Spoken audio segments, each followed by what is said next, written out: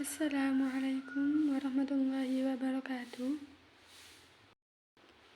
Saya Qotnitatus Sholihah, mahasiswa dari Institut Agama Islam Syarifuddin, akan menjelaskan tentang teori belajar behaviorisme dan konstruktivisme untuk memenuhi tugas mata kuliah model dan strategi belajar mengajar.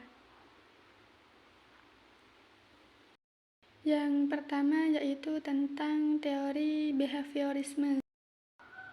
Teori behaviorisme merupakan perubahan tingkah laku akibat adanya interaksi antara stimulus dan respon. Dengan kata lain, belajar merupakan bentuk perubahan yang dialami dalam hal kemampuannya untuk bertingkah laku dengan cara baru sebagai interaksi antara stimulus dan respon. Seseorang dianggap telah belajar sesuatu jika ia dapat menunjukkan perubahan tingkah lakunya. Teori belajar behavioristik berasal dari penelitian yang dilakukan melalui eksperimen dengan teknik yang dipinjam oleh ilmu alam. Tokoh utama dalam teori ini yaitu Edward Thorndike yang memunculkan 3 teori belajar, yaitu Law of Readiness, Law of Essence, dan Law of Effect. Teori behavioristik berangkat dari asumsi bahwa individu tidak membawa potensi sejak lahir. Perkembangan individu ditentukan oleh lingkungan. Teori ini tidak mengakui sesuatu yang sifatnya mental. Perkembangan anak menyangkut hal-hal nyata yang dapat dilihat dan diamat. Teori behavioristik dengan model hubungan stimulus-responnya mendudukkan orang yang belajar sebagai individu yang pasif, respon atau perilaku tertentu dengan menggunakan metode pelatihan atau pembiasaan semata. Munculnya perilaku akan semakin kuat bila diberikan penguatan dan akan menghilang bila dikenali hukuman. Contohnya yaitu, semisal ada siswa yang melakukan pelanggaran atau menunjukkan perilaku yang tidak mengenakan, apalagi jika perilaku ini akan didukung atau diberi penguatan kepada orang sekitar, maka secara otomatis akan semakin menjadi-jadi.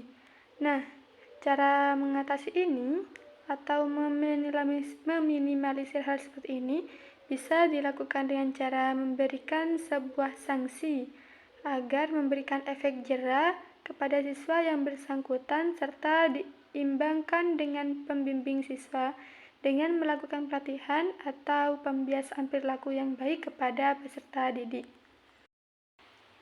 Menurut teori behavioristik, apa yang terjadi antara stimulus dan respon dianggap tidak penting diperhatikan karena tidak dapat diamati dan tidak dapat diukur.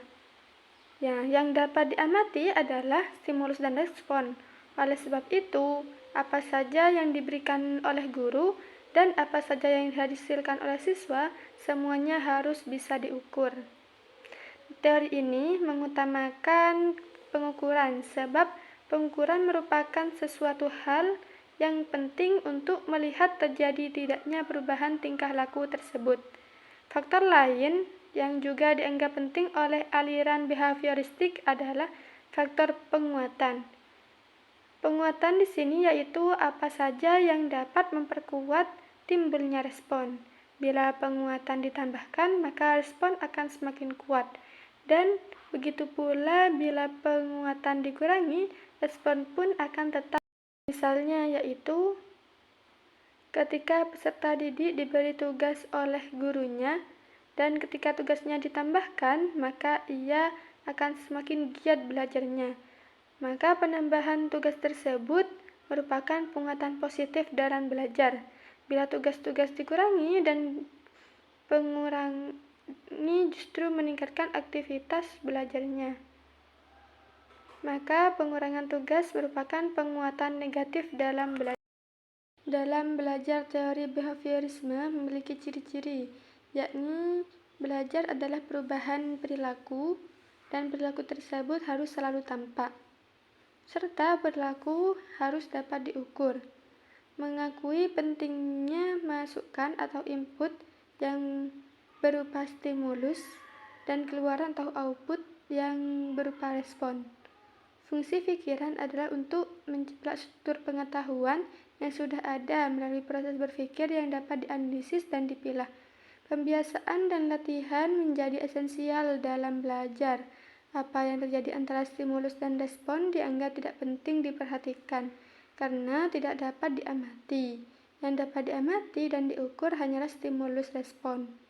Kegagalan atau ketidakmampuan dalam penambahan pengetahuan dikategorikan sebagai kegagalan yang perlu dihukum. Mementingkan penguatan atau reinforcement. Adapun strategi agar siswa dapat aktif dan merespon dengan baik, maka siswa dapat melakukan yang pertama yaitu pembiasaan perilaku yang dikondisikan.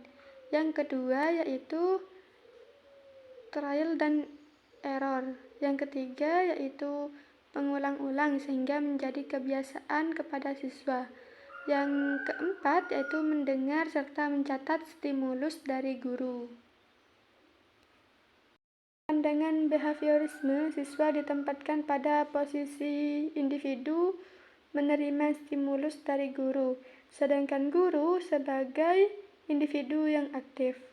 Maka dari itu, peran guru dalam teori behavioristik yaitu menentukan kunci agar siswa bisa ikut aktif dalam pembelajaran dan menyampaikan berbagai stimulus, membuat serta melaksanakan sebuah bimbingan agar menjadi kebiasaan kepada siswa, dan yang terakhir mencontohkan hal yang baik kepada siswa.